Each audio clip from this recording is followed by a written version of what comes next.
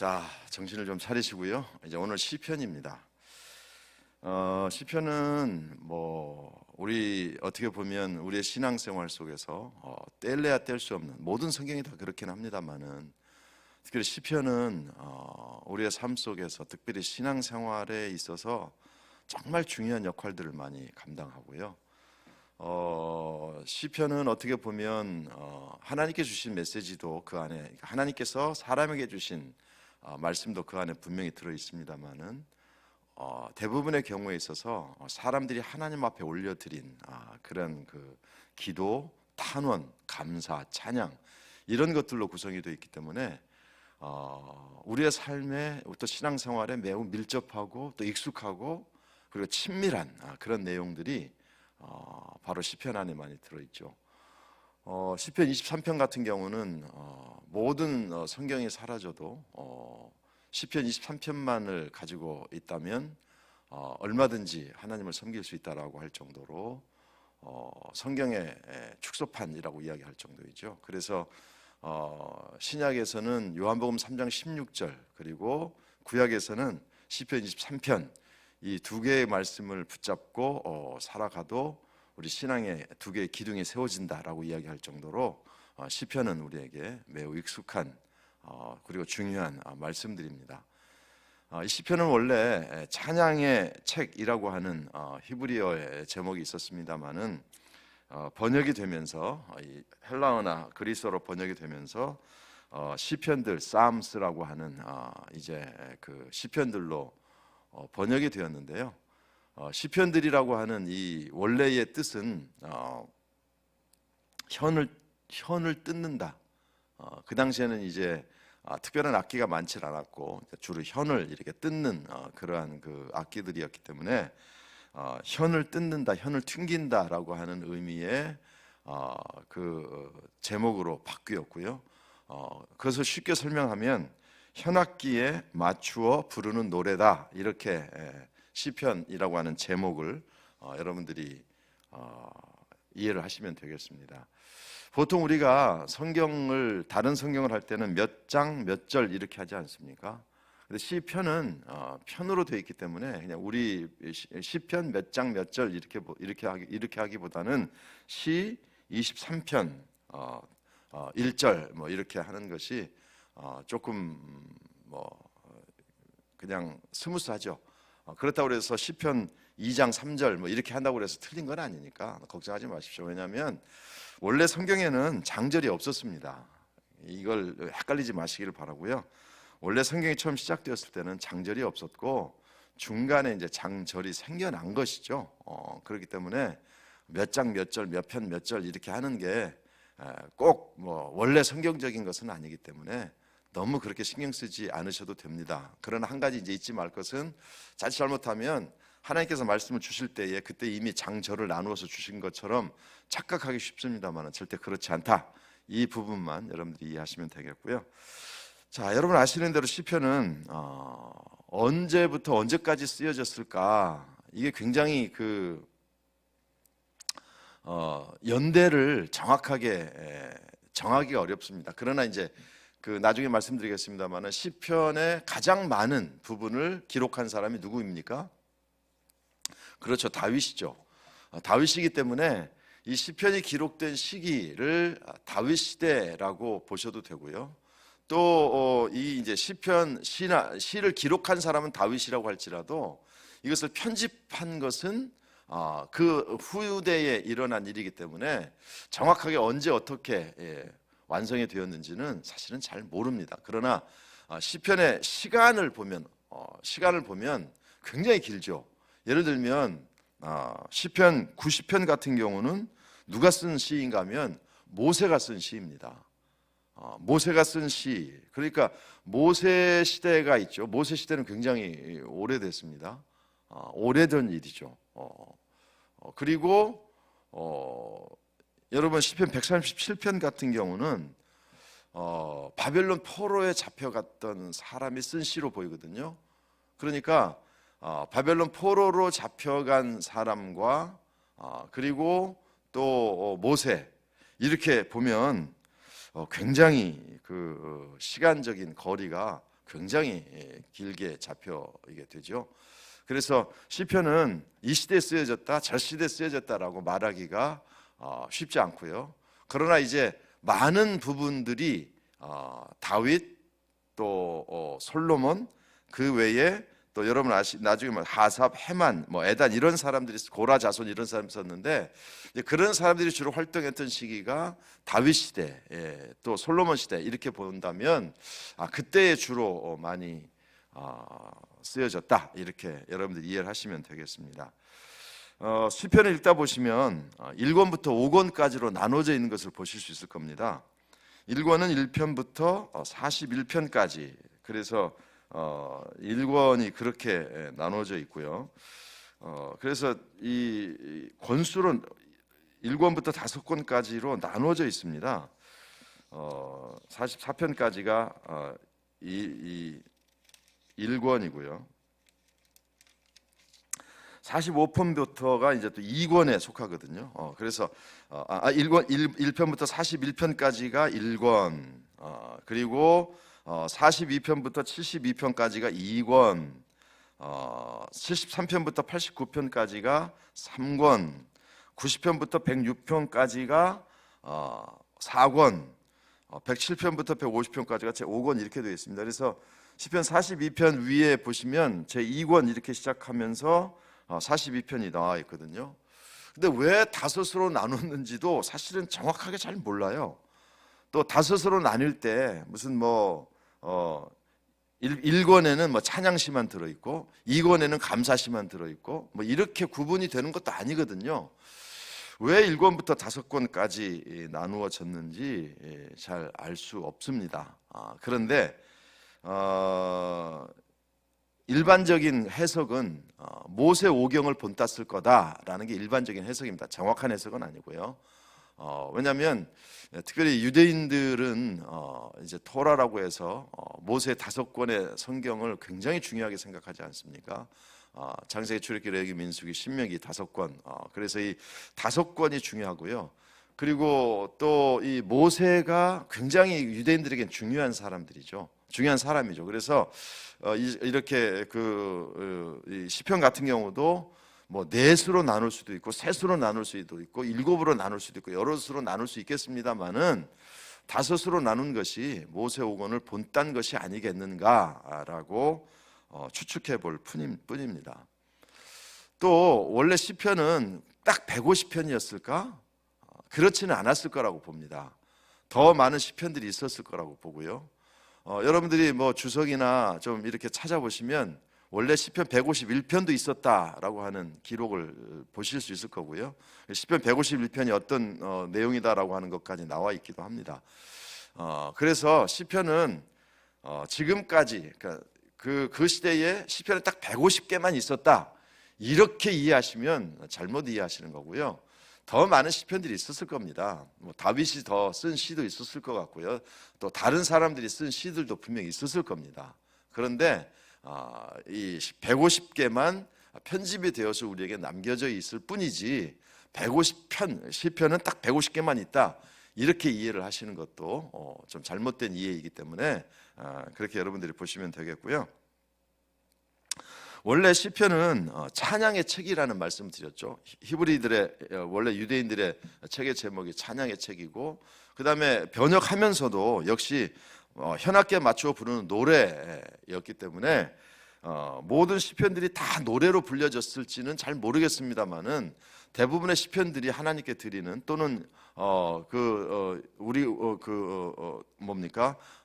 제사를 드릴 때나 또 일반적인 행사를 할 때나 절기 때나 또 그다음에 포로로 잡혀갔을 때는 그 회당에서 노래로 불려졌다고 보고요. 왜냐하면 그 당시에는 우리가 아는 찬양이라는 게 없지 않습니까? 이 산지를 내게 이런 찬양이 없었기 때문에 그 당시에는 이 시편에 특별히 시편에 이제 음료를 붙여서 하나님 앞에 찬양으로 또는 함께 모였을 때 어떤 공동체 행사에 성회를 할 때에 사용했을 거라고 생각을 합니다. 그러나 곡조가 정확하게 남아 있는 건 없어요. 지금처럼 악보가 있거나 그런 게 아니기 때문에 곡조가 정확하게 나와 있지는 않고요. 어쨌든 그 원래 시편이 찬양이고 노래이기 때문에 하나님 앞에 예배를 드릴 때나 제사를 드릴 때나 또는 성회로 모일 때나 어떤 그 가정 공동체가 모였을 때에 이 시편을 통해서 하나님 앞에 찬양을 올려 드렸을 거라고 생각을 합니다. 어쨌든 이 5권의 책은 시편은 꼭 150개만 있다 이렇게 보시면 안 되고요. 더 많은 시편이 있었을 거라고 보고요. 그러나 성경 안에 편집된 내용들이 150개 이렇게 보시면 되고, 그 다음에 5으로 나눠져 있는 것은 정확한 뭐 성경 읽어보시면 아시겠습니다만은 정확하게 구분이 되어 있지 않기 때문에 그냥 편의상 나눴던 것으로 보이고요. 아마도 모세 오경을 본따서 만들었을 거라 이렇게 추측합니다. 이 성경의 연대라든지 이런 것들이 이제 정확하게 안다는 사람들이 있기는 합니다. 그러나 일반적인 의견들은 사실은 정확하게 몇 년대, 몇 년도 이렇게 하기가 어려운 부분이 있다라는 사실을 여러분들이 좀 이해하셨으면 좋겠고요. 그래서 모세가 또 모세와 모세오경이 굉장히 중요하게 유대인들에게는 의미가 있다 이 사실을 보시면 되겠고요. 예를 들면 여러분 산상수훈이 그 마태복음 5장부터 7장까지 우리가 산상수훈 또는 산상보훈이라고 말씀하지 않습니까? 그런데 그 산상수훈의 시작을 이렇게 하죠. 예수께서 무리를 보시고 말씀하기 시작하실 때 이렇게 이야기하지 않고 예수께서 무리를 보시고 산에 올라가 앉으시니 제자들이 나온지라 이렇게 되어 있거든요. 그래서 많은 사람들이 왜 예수님께서 산에 올라가셨다라고 하는 것을 강조하셨을까? 모세가 산에 올라가서 하나님의 말씀을 들은 것, 그것을 유대인들은 연상하게 되거든요. 그래서 마태복음을 기록하면서 예수께서 무리를 보시고 굳이 산에 올라가 앉으시니 이런 표현을 한 것이 유대인들에게 매우 친숙한 표현이기 때문에 사용했을 거라 이렇게 해석을 하기도 합니다. 이 150개의 시편 중에 다윗의 이름으로 기록된 시편은 73편 정도가 됩니다. 그리고 이제 예를 들면 정확하게 다윗의 시라고 되어 있는 것도 있죠. 여러분 뭐 성경 읽다 보시면 성경의 제목 옆에 예를 들면 제가 이제 27편을 폈는데 27편에 보면 다윗의 시 이렇게 되어 있거든요. 그래서 다윗이 정확하게 기록한 것이라고 알 수 있는 시가 있는가 하면 어떤 시들은 정확하게 다윗이 썼는지 잘 모르지만 예를 들어서 신약 성경을 통해서 이게 다윗의 시편이었구나 라는 사실을 알 수 있는 게 있습니다. 예를 들면 여러분 이제 시편 2편을 한 편 펴보시기 바랍니다. 시편 2편 여러분의 성경을 펴시고요. 어찌하여 이방 나라들이 분노하며 민족들이 헛된 일을 꾸미는가? 세상의 군왕들이 나서며 관원들이 서로 꾀하여 여호와와 그의 기름 부은 자를 대적하며 우리가 그들의 맨 것을 끊고 그의 결박을 벗어버리지 않는도다. 하늘에 계신 이가 웃으시며 주께서 그들을 비웃으시리로다. 그때 분을 바람에 진노하사 그들을 놀라게 해 이르시기를 내가 나의 왕을 내 거룩한 산 시온에 세웠다 하시리로다. 내가 여호와의 명령을 전하노라. 여호와께서 내게 이르실 때 너는 내 아들이라 오늘 내가 너를 낳았도다. 이렇게 이제 성경이 나와 있지 않습니까? 그래서 여호와께서 내게 이르실 때 너는 내 아들이라 오늘 내가 너를 낳았도다. 이 부분이 이제 다윗과 연결된 부분이라고 해석을 하거든요. 근데 이 편에 보면 사실은 다윗의 시라고 되어 있지 않습니다. 근데 이게 다윗의 시라는 것을 우리가 어떻게 알 수 있는가 하면 사도행전 4장 25절 26절을 제가 읽겠습니다. 사도행전 4장 25절 26절에 보면 또 주의 종 우리 조상 다윗의 입을 통하여 성령으로 말씀하시기를 어찌하여 열방이 분노하며 족속들이 허사를 경영하였는고 세상의 군왕들이 나서며 관리들이 함께 모여 주와 그리스도를 대적하도다 하늘소이다 이렇게 나오거든요. 그게 이제 어디 나오는가 하면 2편 10절에 나와요. 그런즉 군왕들아 너희는 지혜를 얻으며 세상에 척한 너희는 교훈을 받을지어다. 여호와를 경을 섬기며 떨며 즐거워할지어다 이렇게 나와 있거든요. 자, 그래서 잘 보십시오.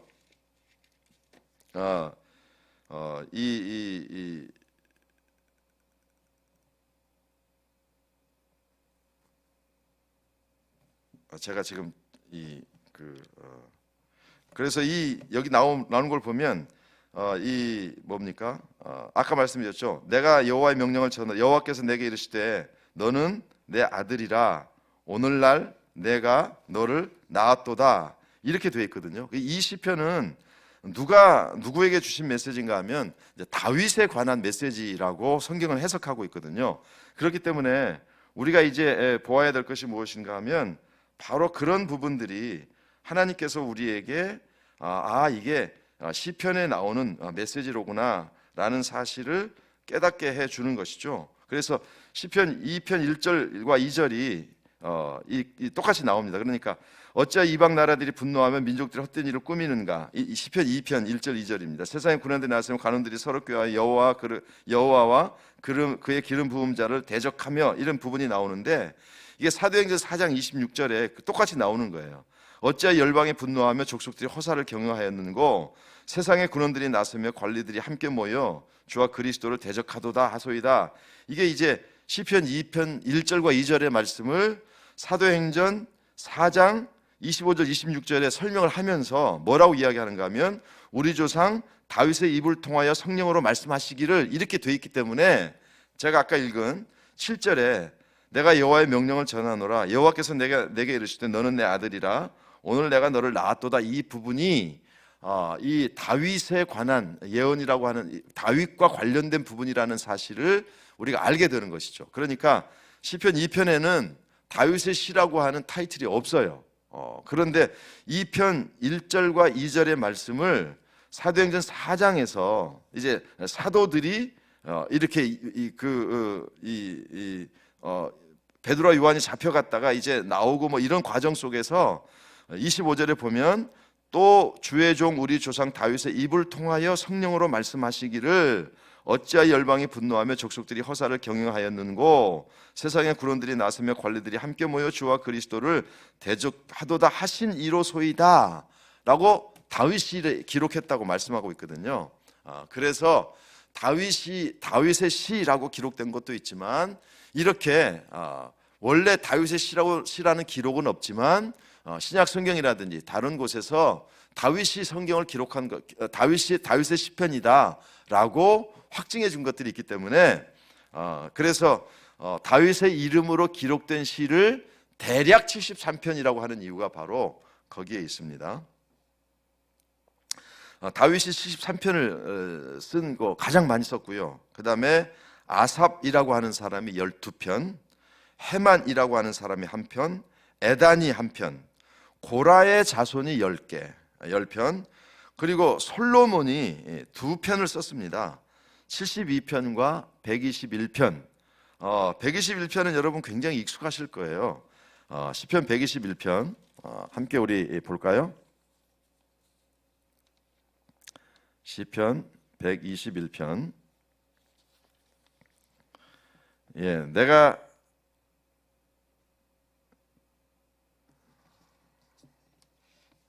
121편입니다.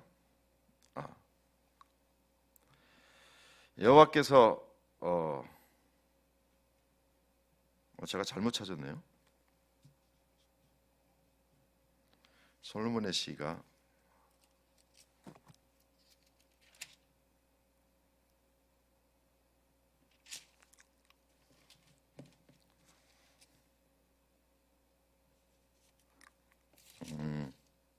죄송합니다. 127편입니다. 127편. 제가 이렇게 기록을 하면서 121편, 시편 127편 헷갈리네. 제가 죄송합니다. 솔로몬의 시 성전에 올라가는 노래. 여호와께서 집을 세우지 아니하시면 세우는 자의 수고가 헛되며 여호와께서 성을 지키지 아니하시면 파수꾼에 깨어 있으며 헛되도다. 이 부분이 시편 우리가 굉장히 익숙한 시편이죠. 127편이다. 121편이 아니고 죄송합니다. 제가 이 원고를 준비하면서 72편과 127편인데 121편으로 잘못 기록해놨네요. 127편입니다. 그래서 여호와께서 집을 세우지 아니하시면 세우는 자의 수고가 헛되며 여호와께서 성을 지키지 아니하시면 파수꾼에 깨어 있으면 헛되도다. 이 부분이 바로 솔로몬이 지은 시입니다. 그래서 72편과 127편 두 개의 시를 기록했고요. 아까 말씀드린 것처럼 모세가 시편 90편 한 편을 기록을 했습니다. 그리고 이름이 없는 것이 50편이죠. 그렇기 때문에 150편 중에 다윗이 가장 많은 시편을 기록했고요. 그 다음에 아삽이라고 하는 사람 12편, 고라의 자손이 10편, 그리고 이제 솔로몬이 2개, 모세가 하나, 헤만이 하나, 에단이 하나, 이름이 없는 것이 50개, 이렇게 해서 150개의 시편이 구성이 되어 있습니다. 시편에 보면 이제 여러분들이 제목을 보시면 아시겠습니다만은 제목에 왜 그 시를 기록했는지 우리가 보통 이야기하죠. 사연이 있는 시 이렇게 이야기합니다. 그래서 예를 들면 시편 3편으로 한번 다시 돌아가 보시기를 바라고요. 시편 3편에 보면 설명이 이렇게 되어 있죠. 다윗이 그의 아들 압살롬을 피할 때에 지은 시 이렇게 되어 있습니다. 그래서 시편 3편의 배경은 뭐냐? 압살롬이 아버지를 배신하지 않습니까? 그 아버지를 배신했을 때에 압살롬에게 배신당하고 도망가면서 지은 시가 바로 시편 3편이 되겠습니다. 예를 들면 또 그 시편 51편 같은 경우에도 다윗이 밧세바와 동침하고 선지자 나단이 그에게 왔을 때라고 이렇게 기록이 되어 있고요. 또 이 시편 54편 같은 경우에도 다윗이 우리 있는 곳에 숨지 아니하였나이까 하던 때에 이렇게 기록이 되어 있고, 또 뭐 시편 56편 같은 경우는 다윗이 가드에서 블레셋에게 잡힌 때에 이렇게 되어 있습니다. 시편 57편 같은 경우는 다윗이 사울을 피하여 굴에 있던 때에 이렇게 되어 있습니다. 그래서 여러분 시편 읽을 때에 이제 예를 들면 성경 통독 같은 거 하실 때에 빨리 또 읽어야 되니까 쭉쭉쭉 읽어 나가시기도 하겠습니다만은 그 제목을 좀 이렇게 보시면서 특별히 사연이 있는 시들은 그 사연이 어떤 사연인지를 좀 이렇게 살펴보시면서 성경 읽으시면 훨씬 도움이 되겠습니다. 그래서 시편에는 이렇게 사연들이 기록이 되어 있는 시들이 꽤 많이 있습니다. 그런데 사연은 아니고요, 좀 독특한 시들이 있죠. 예를 들면 시편 120편으로 한번 가보십시다. 시편 120편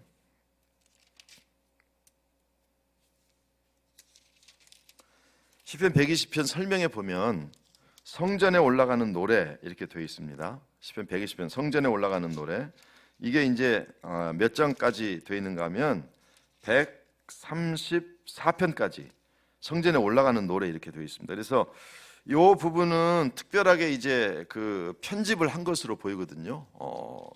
이 말씀드린 것처럼 시편 120편부터 134편까지는 성전에 올라가는 노래라고 하는 타이틀을 특별하게 달아서 한 곳으로 몰아 놓았습니다. 그런데 이 시편 120편부터 134편까지 성전에 올라가는 노래의 뜻이 무엇일까? 언제 이 성전에 올라가는 노래를 불렀을까? 몇 가지 해석이 있는데요. 첫 번째는 이스라엘 백성들은 이스라엘 하나님께서 명령하신 7개의 절기 중에 3개의 절기, 유월절, 칠칠절, 또 장막절, 그러니까 유월절, 오순절, 장막절에 장막절은 우리가 아시는 대로 추수감사절의 역할을 하는 수장절 또는 초막절이죠. 이 3개의 절기의 때에는 예루살렘 성전에 의무적으로 올라가도록 되어 있었습니다.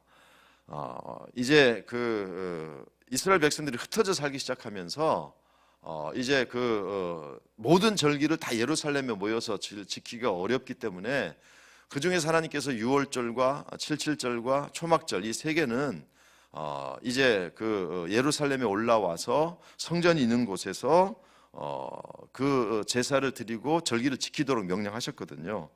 그렇기 때문에 이 절기에 성전으로 향하던 순례자들에 의해서 불려졌던 노래였을 거라고 1차적으로 해석을 합니다. 그래서 이 성전에 올라가는 노래가 이제 여러 곳에 흩어져 있던 유대인들이 어떤 특별한 절기에 성전을 향해서 가면서 부르는 노래들이었다, 이렇게 해석하는 것이 가장 확실한 해석 중에 하나이고요. 물론 이스라엘 백성들이 그 절기에만 꼭 간 것은 아닙니다. 흩어져 있는 사람들이 다른 때는 전혀 예루살렘 성전에 가지 않고 절기 3번에만 간 것은 아니기 때문에 그때 이제 많은 사람들이 성전을 향해서 가면서 불렀던 노래일 거라고 보고요. 그 이외에도 개인적으로나 또는 이제 몇몇 그룹들이 성전을 향해서 가면서 불렀던 찬양 노래였을 거라고 봅니다. 또 하나는 이제 그 바벨론 포로로 잡혀갔던 사람들이 1차, 2차, 3차에 걸쳐서 돌아오게 되고요. 또 정확하게 1차, 2차, 3차에 걸쳐서 돌아온 사람들 외에는 그 포로에서 돌아온 사람이 단 한 명도 없다, 이렇게 해석하기는 어렵고요. 정확하게 알 수는 없지만 1차, 2차, 3차 포로 귀환 이외에도 사실은 개인적으로 또는 뭐 가족 공동체로 돌아왔을 가능성들이 굉장히 있거든요. 그렇기 때문에 그때에도 아마 불렀던, 그러니까 바벨론의 포로 잡혀갔던 사람들이 돌아오면서 불렀던 찬양이지 않을까. 또 흩어져 살고 있던 유대인들이 성전에 꼭 올라가는 과정에서만 부른 것이 아니라 성전을 사모하면서 특별히 불렀던 노래들이 아닐까, 이렇게 해석을 합니다. 그러니까 120편부터 134편까지의 이 시편들은 절기에 올라가면서 불렀던 찬양, 또는 포로로 잡혀갔던 사람들이 돌아오면서 불렀던 찬양, 또는 성전을 그리워하면서 불렀던 찬양, 개인적으로 하나님의 성전을 향해서 가면서 불렀던 찬양들이었을 거라고 보시면 되고, 또 하나는 이스라엘 백성들이 성전에 올라가는 노래라고 규정이 되어 있으니까 성전을 향해서 가면서 그럼 이 120편부터 134편 이것만 가지고 노래를 불렀느냐? 그건 아니에요. 그건 아니고 다른 시편들을 가지고도 노래를 불렀지만 특별히 성전에 올라가는 노래라고 하는 규정이 있기 때문에 아마도 이 다른 것보다 성전에 올라가는 노래를 더 많이 불렀을 거다라고 해석합니다. 또 시편 여러분 140편으로 한번 가보시겠습니까? 145편으로 가보시겠습니까? 145편.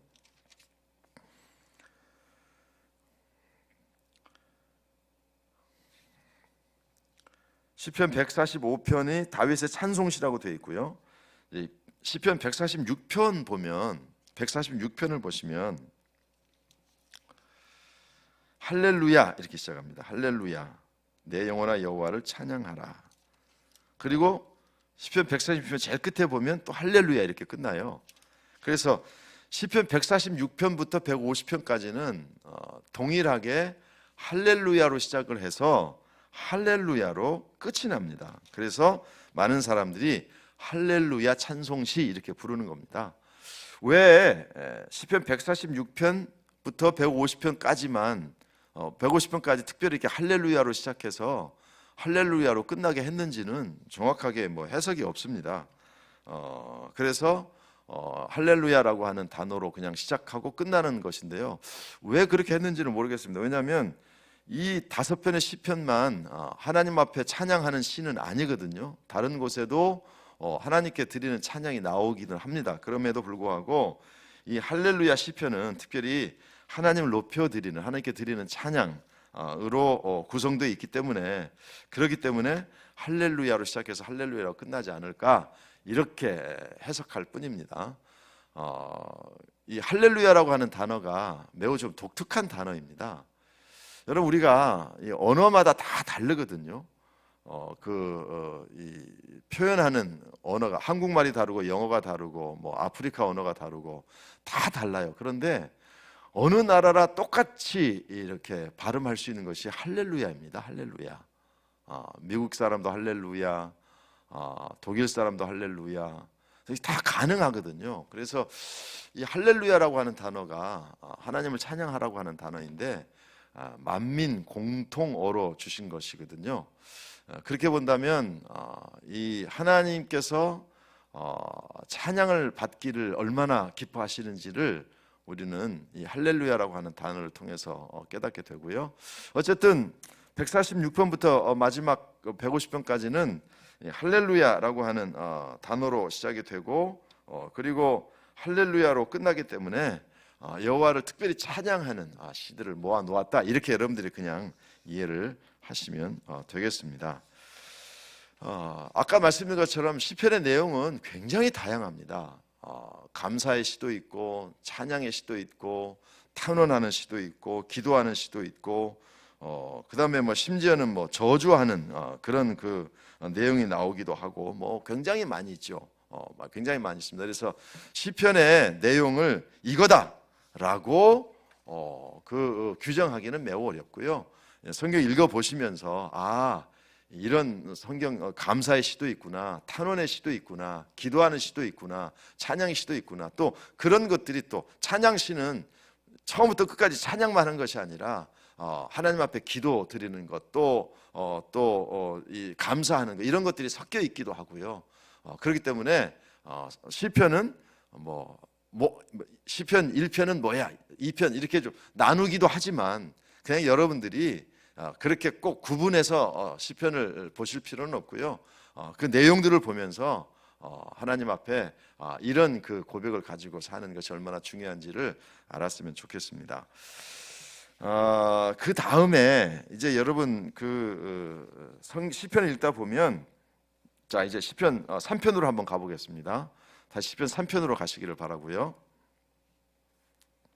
시편 3편.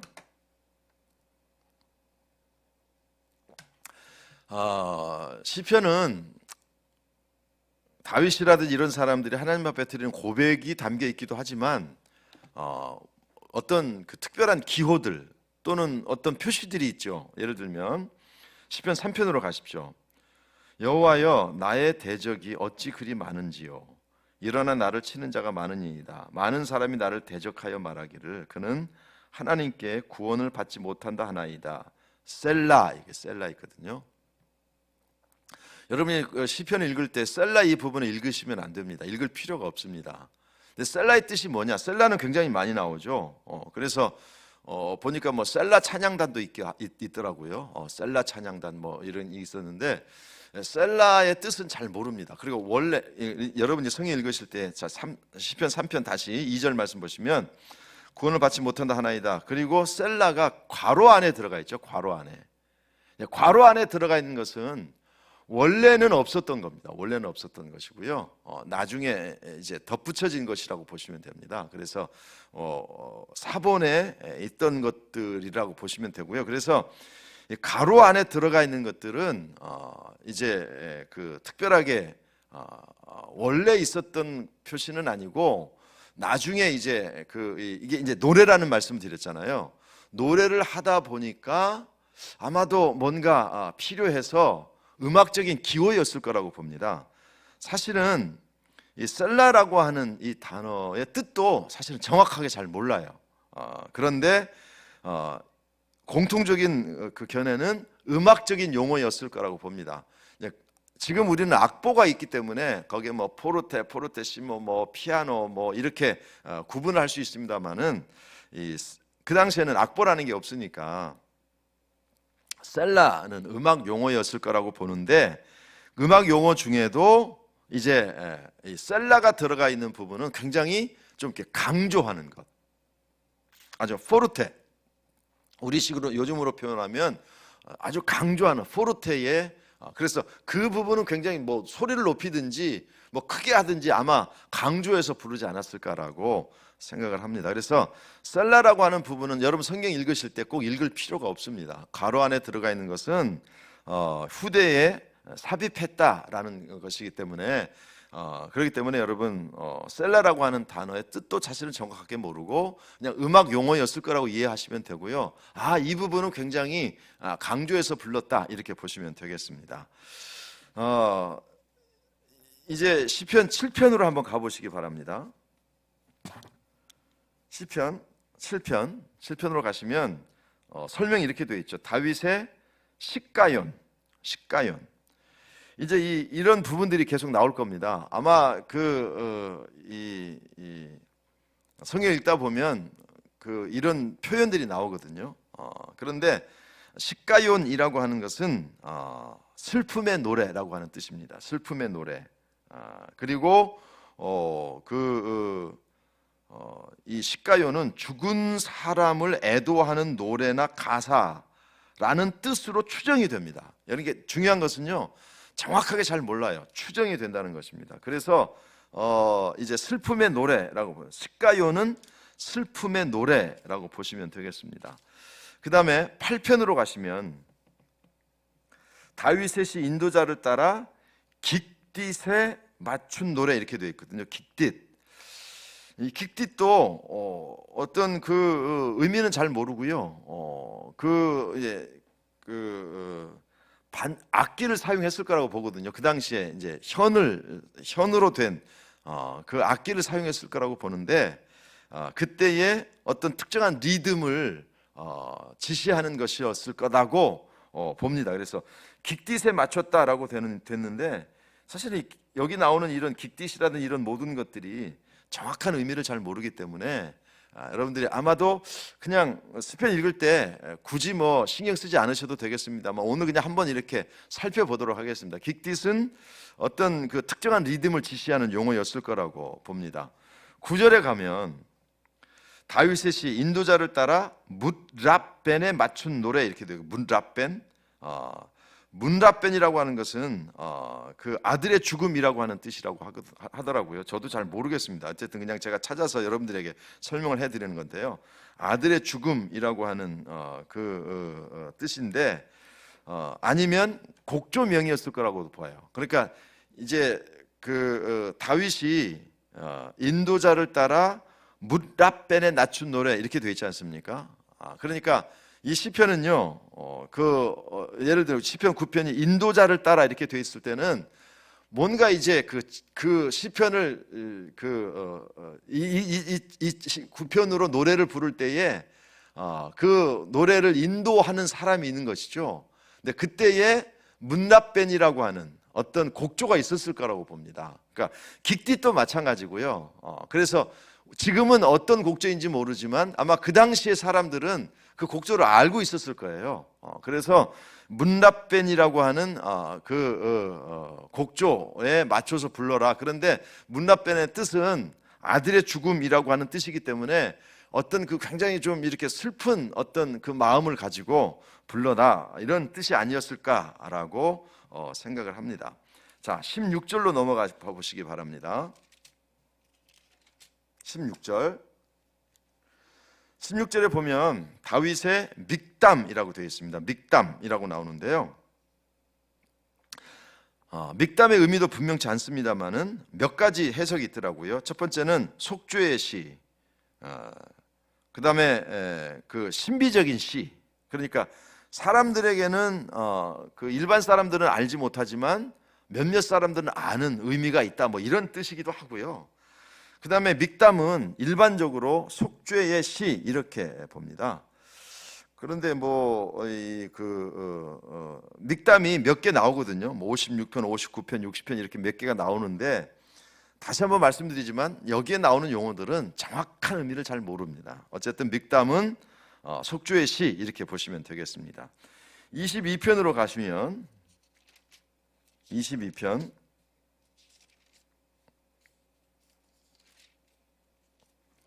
다윗의 시 인도자를 따라 아할렛 사할에 맞춘 노래 이렇게 되어 있습니다. 아할렛 사레. 그래서 아할렛 사레는 거기에 1이라고 표시가 되어 있고요. 여러분 성경 밑에 보면 사슴이란 곡조에 이렇게 되어 있습니다. 그래서 그 당시에 20편, 22편은 새벽의 사슴이란 뜻인데 아마 그 사슴이라고 하는 곡조가 있었나 봐요. 그 당시에 이 사람들은 그러니까 이 아할렛 사할에 맞춰서 부르자 그러면 곡조가 있었던 것 같아요.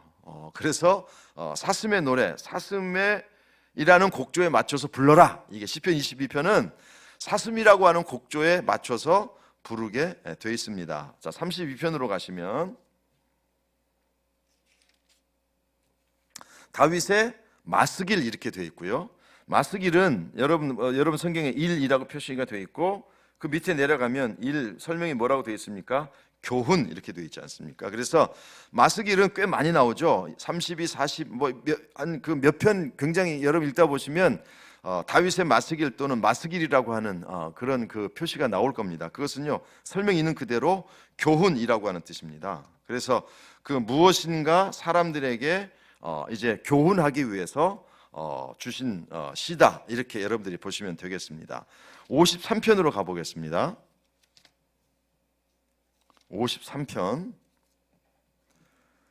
다윗의 마스길 이것은 교훈을 주기 위한 시편이라고 보시면 되고, 그 다음에 인도자를 따라 마할랏에 맞춘 노래입니다. 이게 마할랏은 이 설명을 보니까 너무 상반된 설명이에요. 마할랏은 춤을 추면서라고 하는 뜻이기도 하고, 슬픔 때문에, 질병 때문에 라는 세 가지 뜻 중에 하나라고 추정이 된다, 이렇게 되어 있더라고요.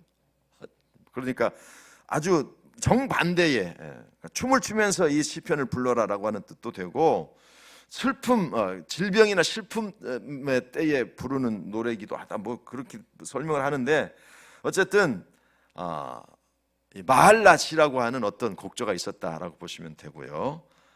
그 다음에 69편으로 가보시기 바랍니다. 69편에 가면 다윗의 인도자를 따라 소사님에 맞춘 노래대. 소사님 1절 설명도 있죠. 1절은 소사님에는 1이라고 되어 있고, 그 밑에 보면 백합화 곡조입니다. 아까는 아할렛사할이 사슴 곡조라면 소사님은 백합화 곡조인 거예요. 백합화 곡조. 그래서 그 소사님이 들어가면 그 당시에 백합화라고 하는 곡조가 있었어요. 그 운율에 따라서 불렀을 거다라고 보시면 되고요. 또 46편에 보면 46편으로 다시 한번 가보시기 바랍니다. 46편에 보면 인도자를 따라 알라못에 맞춘 노래 이렇게 알라못은 그 처녀들이라고 하는 뜻이라고 그래요. 처녀들이 도대체 뭔지 모르겠습니다만은 어쨌든, 그런데 시편 46편에 알라뭇이라고 나오는데 처녀들이라고 나오거든요. 처녀들이라고 해석해요. 그래서 시편 46편은 이런 해석이 있더라고요. 이게 무슨 해석인가 하면 여성 합창단에 의해 노래된 시들이다, 이렇게 돼 있어요. 그런데 그 당시에 여성 찬양대가 있었을까? 좀 의심스럽긴 하거든요. 그런데 그럼에도 불구하고 알라못이라고 하는 뜻이 처녀들이라고 하는 뜻이기 때문에, 그렇기 때문에 여성들에 의해서 불렀던 찬양이 아닐까, 이렇게 추측을 하기도 합니다. 56편에 보면 다시 56편으로 가시고요. 그러니까 이제 다시 말씀드리지만 우리가 잘 몰라요. 인도자를 따라 요낫 엘렘 르호김에 맞춘 노래, 이렇게 되어 있습니다. 요낫 엘렘 르호김, 이건 멀리 있는 침묵의 비둘기라고 하는 뜻이라고 되어 있네요. 그래서 왜냐하면 이게 이제 블레셋에게 잡힌 때에 지은 시이기 때문에 이 시를 부를 때는 즐겁게 부르거나 기쁘게 부를 수는 없겠죠. 그래서 저기 뭡니까? 이 비장하고도 절제된 어떤 그런 곡조로 찬양을 드려라라고 하는 그런 의미라고 보시면 되겠습니다. 57편에 보시면 57편 인도자를 따라 알다스 헷에 맞춘 노래, 이렇게 됩니다. 알다스 헷은 구체적 내용을 잘 몰라요. 어쨌든 무슨 어떤 특별한 곡조였을 거라고 생각이 되는데 무슨 의미인지는 정확하게 잘 알 수 없습니다. 60편에 보면 수산 에둠이라고 되어 있거든요. 수산 에둠은요 60편에 보시면 다윗이 교훈하기 위하여 지은 믹담, 인도자를 따라 수산 에둠에 맞춘 노래, 이렇게 돼요. 수산 에둠. 이 에둠은 백합들이라고 하는 의미가 또 있는데, 아까 45편에 소산님도 백합들이라고 하는 뜻인데요. 수산 에둠 역시 증인의 백합들이라고 하는 뜻입니다. 그래서 이것도 아마 특별한 어떤 백합 곡조가 아니었을까, 이렇게 됩니다. 88편으로 가보시겠습니다. 이건 뭐 사실 우리가 그 시편을 읽으실 때에 그렇게 중요하진 않을 것 같은데, 요즘 우리들에게는, 그 당시 분들에게는 굉장히 중요했겠죠. 왜냐하면 거기에 맞춰서 불려야 되니까. 시편 88편 고라자손의 찬송시 곧 에스라인 헤만의 마스길 인도자를 따라 마할라르한 놋에 맞춘 노래, 이렇게 되어 있고요. 그 4번이라고 하는 설명이 되어 있지 않습니까? 병의 노래 이렇게 되어 있습니다. 그래서 이 마할라 시편 88편은 그 어떤 병자를 놓고 또는 그 고통 당하는 자의 심정을 잘 표현해 주는 그런 곡조였을 거라고 보고요. 그래서 이 시편 88편 같은 경우는 이 병이 들어 있을 때에 또 특별히 그런 고통이 있을 때에 하나님 앞에 드리면 그 잘 매치가 되는 그런 시라고 여러분들이 보시면 되겠습니다. 그래서 제가 이제 그 나오는 용어들을 설명을 해드렸는데 어떤 것들은 설명이 되어 있는 게 있고 어떤 것들은 정확하게 설명이 되어 있지 않습니다. 그러나 우리가 요즘에 이제 성경을 읽을 때에 시편을 읽을 때에 우리가 그런 것들을 굳이 따져서 읽을 필요는 없을 것 같고요. 그러나 이런 그 당시의 사람들은 이게 이제 찬양으로 노래로 드려졌기 때문에 어떤 그런 그 곡조, 그다음에 그 찬양을 부를 때는 이런 마음으로 불러라, 뭐 이렇게 음악적인 용어로 사용되지 않았을까. 또 찬양을 부를 때 어떤 태도를 가지고 불러야 되는지 그런 것들을 가르쳐준 그런 용어들이다. 여러분들 이렇게 그냥 해석을 하시면 되겠고요. 예를 들면 또 하나 이제 그 좀 음악적인 표현이 아니고요. 음악적인 표현이 아니고요. 그 예를 들면 77편을 한번 펴주시기 바랍니다. 77편.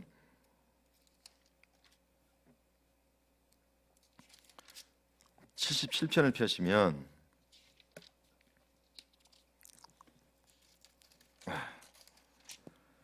아사벳이 인도자를 따라 여두둔의 법칙에 따라 부르는 노래 이렇게 되어 있습니다. 여두둔의 법칙에 따라 부르는 노래 이렇게 되어 있거든요.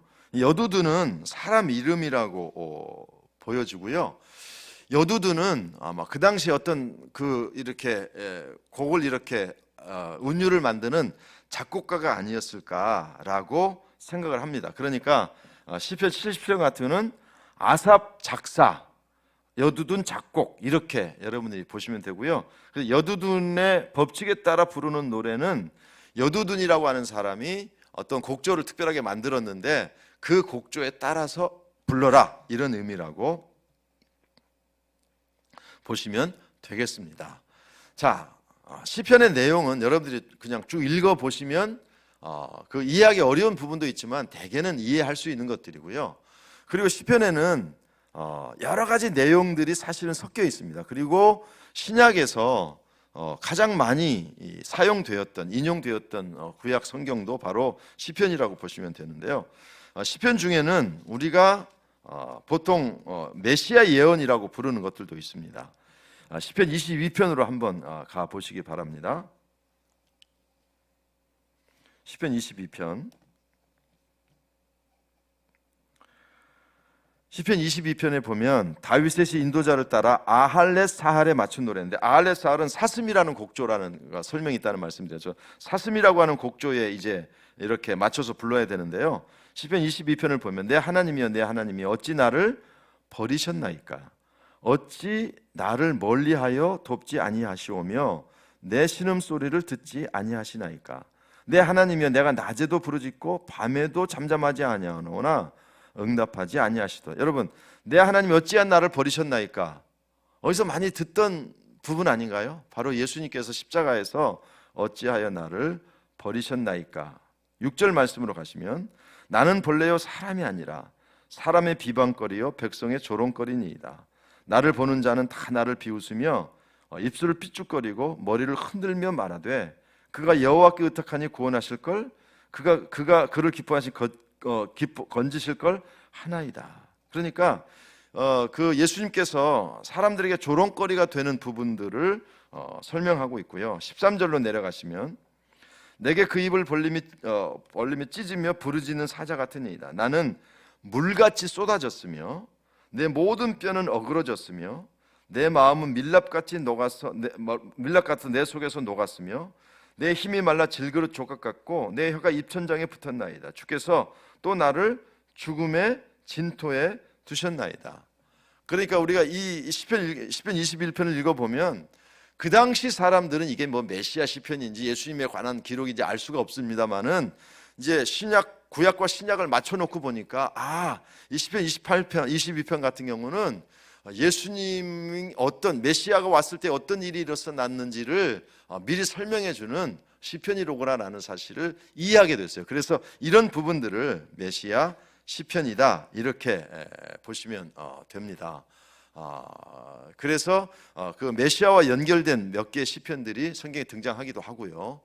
그래서 그 당시의 사람들은 이건 메시아 시편이야 이렇게 구분된 건 아니고요.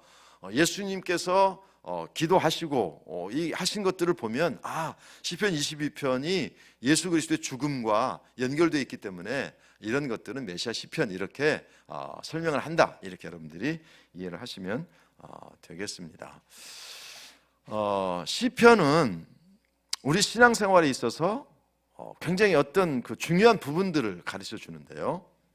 제가 언젠가 설교하면서 이런 말씀을 드렸습니다. 다윗이 그 어려움 가운데서 어떻게 그 어려움을 잘 이겨낼 수 있었을까? 물론 다윗은 기도의 사람이었습니다. 믿음의 사람이었습니다. 그런데 여러분 잘 보십시오. 다윗이 수많은 시들을 기록으로 남겨요. 약 73편 정도의 시편을 남겨놓고 있는데 우리가 생각할 때는 시편 안에 들어와 있는 것만 73개 정도이지 아마도 기록으로 남겨져 있지 않은 것까지 하면 더 많은 다윗의 시편들이 있었을 거라고 보거든요. 무슨 말씀을 드리려고 하는가 하면 다윗은 힘들고 어려우면 하나님 앞에 나와서 자신의 아픔과 또는 감사와 또는 찬양들을 기록으로 남겼다는 것이죠. 요즘 감사 일기라든지 영혼의 일기라든지 이런 것들을 기록하고 또 그렇게 하는 분들이 있는데 어떻게 보면 다윗이 그런 영혼의 일기나 그 믿음의 일기, 감사 일기의 원조격이죠. 원조격. 그래서 다윗이 정말 그 온전한 신앙을 유지할 수 있었던 중요한 이유 중에 하나는 뭐냐면 자신의 신앙의 어떤 상태 또는 마음, 찬양, 감사 같은 것들을 이제 고백으로 남겼기 때문에 그런 것들이 결국은 자신의 신앙을 붙잡아주고 건강한 신앙으로 나아갈 수 있게 하지 않았을까 이렇게 우리가 해석을 하거든요. 그렇기 때문에 이 시편을 보면서 우리가 단순하게 읽고 은혜 받는 것도 중요하지만 시편을 기록한 사람들처럼 우리 역시 영적인 어떤 그 감사라든지 또는 찬양이라든지 또는 기도라든지 또는 정말 그 분노라든지 이런 것들을 기록으로 남겨놓는 것이 얼마나 중요한지를 다시 한번 볼 수 있으면 좋겠고요.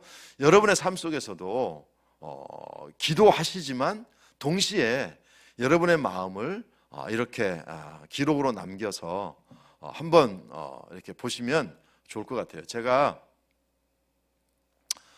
미국 가기 전에 그 사용했던 그때의 그 큐티 노트가 있습니다. 큐티 노트가 있어요. 그래서 그 큐티 노트를 지금 읽어보니까 그 당시에는 이제 큐티 하느라고 쓰기도 하고 그 당시에 있었던 것들을 이제 고백도 하고 감사한 것들 기록도 하고 그게 있어요. 그래서 그걸 읽어보니까 그때 이런 일이 있었구나 이렇게 고백했었구나 그 당시에 기록했던 것을 오랜 시간이 지나서 다시 읽어보면 굉장히 그 은혜가 되고요. 그 신앙적으로 그 도전이 됩니다. 그래서 여러분들이 이 시편을 남긴 사람들처럼 여러분들도 조금 이렇게 그 공책이라든지 아니면 여러분 핸드폰에 필기할 수 있으니까 좀 기록으로 그때그때 좀 여러분의 시편을 좀 만들어 보시면 어떨까. 시편이라고 해서 단순히 찬양하고 감사만 있는 건 아니고요. 아시겠습니다만은 저주하고 분노를 쏟아놓은 것들도 있거든요. 그렇기 때문에 여러분들께서 그렇게 그때그때 여러분의 그 신앙적인 어떤 하나님을 향한 고백을 기록으로 남겨 놓으시고 나중에 읽어보시면 굉장히 그 도움이 됩니다. 그래서 그 옛날에 큐티했던 그 노트가 지금 읽어보면 저에게 큰 도움이 되고 은혜가 되거든요. 여러분들도 여러분의 시편을 한번 만들어 보시면 어떨까라는 생각이 듭니다. 자, 저는 시편을 오늘 두 개의 시편을 읽고 마무리하려고 하는데요. 시편 1편입니다. 저는 시편 1편과 시편 150편, 1편과 마지막 편 안에 모든 시편의 내용들이 들어있다고 보는 사람이거든요. 시편 1편 펴시고 우리 함께 읽어보십시다. 복 있는 사람은 악인들의 꾀를 따르지 아니하며 죄인들의 길에 서지 아니하며 오만한 자들의 자리에 앉지 아니하고 오직 여호와의 율법을 즐거워하여 그의 율법을 주야로 묵상하는도다. 그는 시냇가에 심은 나무가 철을 따라 열매를 맺으며 그 잎사귀가 마르지 아니함 같으니 그가 하는 모든 일이 다 형통하리로다. 악인들은 그렇지 아니하며 오직 바람에 나는 겨와 같도다. 그러므로 악인들은 심판을 견디지 못하며 죄인들이 의인들의 모임에 들지 못하리로다. 무릇 의인들의 길은 여호와께서 인정하시나 악인들의 길은 망하리로다. 그래서 시편 1편은요, 악한 사람들의 길을 따라가지 말고 여호와 율법을 즐거워하라. 그 메시지지 않습니까? 그래서 그 내용들이 시편 안에 다 들어있다고 보시면 되고요. 마지막 150편으로 가보십시다. 시편 150편 우리 같이 읽겠습니다. 시편 150편 펴시고요. 같이 읽습니다. 할렐루야, 그의 성소에서 하나님을 찬양하며 그의 권능의 궁창에서 그를 찬양할지로다. 그의 능하신 행동을 찬양하며 그의 지극히 위대하심을 따라 찬양할지어다. 나팔 소리로 찬양하며 비파와 수금으로 찬양할지어다. 소고치며 춤추어 찬양하며 현악과 퉁소로 찬양할지어다. 큰 소리 나는 재금으로 찬양하며 높은 소리 나는 재금으로 찬양할지어다. 호흡이 있는 자마다 여호와를 찬양할지어다. 할렐루야. 여러분, 하나님께서 우리를 지으신 목적 중에 하나가 찬양이거든요. 그래서 하나님의 사람들은 말씀으로 살아야 되고, 그리고 또 하나 잊지 말아야 될 것이 뭐냐면 하나님을 찬양하는 삶이죠.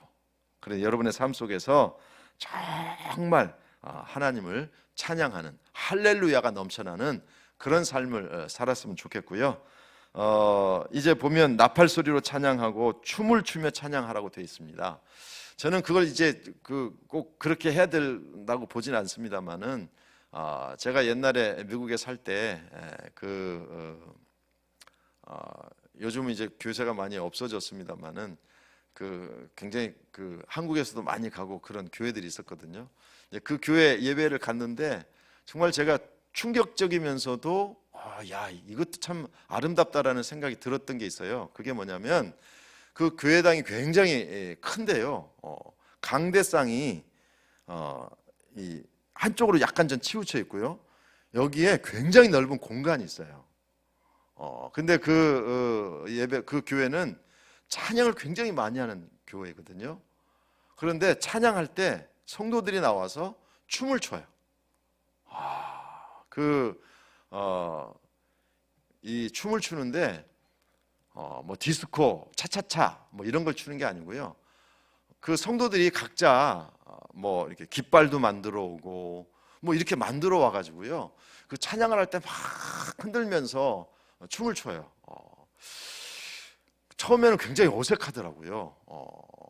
어색한데 여기 보면 소고치며 춤추어 찬양하며 뭐 이렇게 나와 있지 않습니까? 깃발을 높이 들고 뭐 이런 찬양 너무 아름다웠어요. 그래서 그 사람들이 무용을 전공한 사람들인지 잘 모르겠습니다만은 그 찬양할 때면 그 사람들이 나와서 막 그 깃발을 흔들기도 하고 정말 그 몸으로 막 찬양을 드리기도 하고 이런 모습들이요 정말 아름다웠어요. 몸 찬양을 꼭 해야 된다는 뜻은 아니고요. 어쨌든 그런 찬양의 삶을 우리가 살아야 된다 이렇게 보시면 되겠습니다. 1편부터 150편까지의 모든 내용을 다 여기서 살펴볼 수는 없고요. 어쨌든 여러분 시편을 한번 쭉 읽어가시면 여러분이 좋아하는 시편들이 분명히 나올 겁니다. 저는 시편을 좋아합니다. 왜냐하면 우리와 똑같은 사람들이 하나님 앞에 고백하는 것이기 때문이거든요. 자, 정리하면 그렇습니다.